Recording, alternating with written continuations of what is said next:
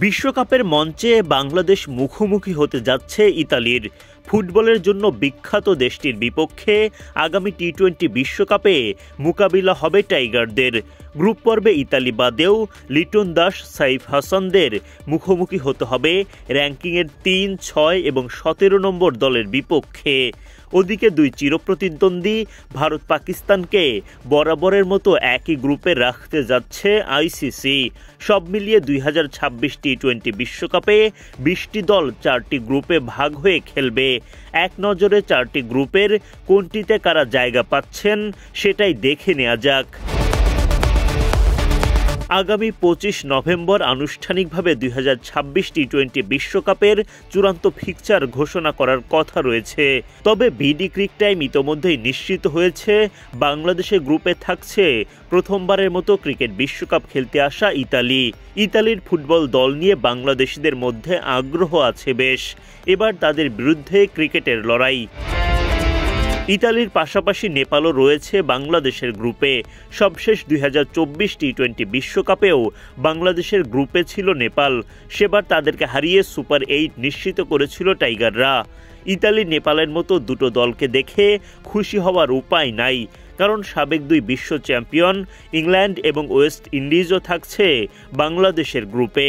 ৫ দলের গ্রুপে মাত্র 2টি দল পরের রাউন্ড সুপার 8-এ জায়গা পাবে। ফলে ইতালি নেপালের বিপক্ষে জয় নিশ্চিতের পাশাপাশি ইংলিশ কিংবা ক্যারিবিয়ানদের মধ্যে যে কোনো একটা দলকে ভোটকে দিতে হবে লিটন দাসদের। এদিকে আসন্ন বিশ্বকাপের বাকি গ্রুপগুলোতেও চলবে হাড্ডাহাড্ডি লড়াই। স্বাগতিক দল ভারতের গ্রুপে রয়েছে চিরপ্রতিদ্বন্দ্বী পাকিস্তান। বাণিজ্যিক কারণে ভারত পাকিস্তানকে বরাবরই একই গ্রুপে রাখে আইসিসি। তাদের সাথে ওই গ্রুপে থাকবে তুলনামূলক ৩ সহজ প্রতিপক্ষ নেদারল্যান্ডস, নামিবিয়া এবং যুক্তরাষ্ট্র। আরেক স্বাগতিক শ্রীলঙ্কার গ্রুপটা বেশ প্রতিদ্বন্দ্বিতাপূর্ণ হওয়ার সম্ভাবনা রয়েছে। লঙ্কানদের সাথে একই গ্রুপে থাকছে অস্ট্রেলিয়া, জিম্বাবুয়ে, আয়ারল্যান্ড এবং ওমান। অজিদের পাশাপাশি বাকি দল 3টিও শ্রীলঙ্কাকে ভরকে দেওয়ার সামর্থ্য রাখে।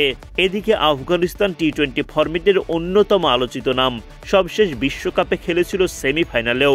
তাদের গ্রুপে এবার থাকছে দক্ষিণ আফ্রিকা, নিউজিল্যান্ড, সংযুক্ত আরব আমিরাত এবং কানাডা।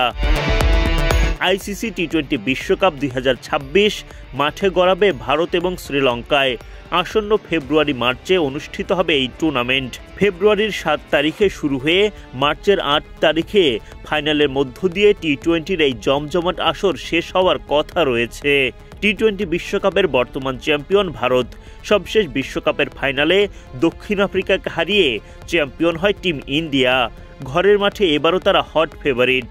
পাকিস্তান যদি ফাইনালে যেতে ব্যর্থ হয় তবে ২০২৬ টি-20 বিশ্বকাপের ফাইনাল অনুষ্ঠিত হবে ভারতের আহমেদাবাদে। অন্যথায় বিকল্প ভেন্যু শ্রীলঙ্কায়। Adnan Ahmed, BD cric time.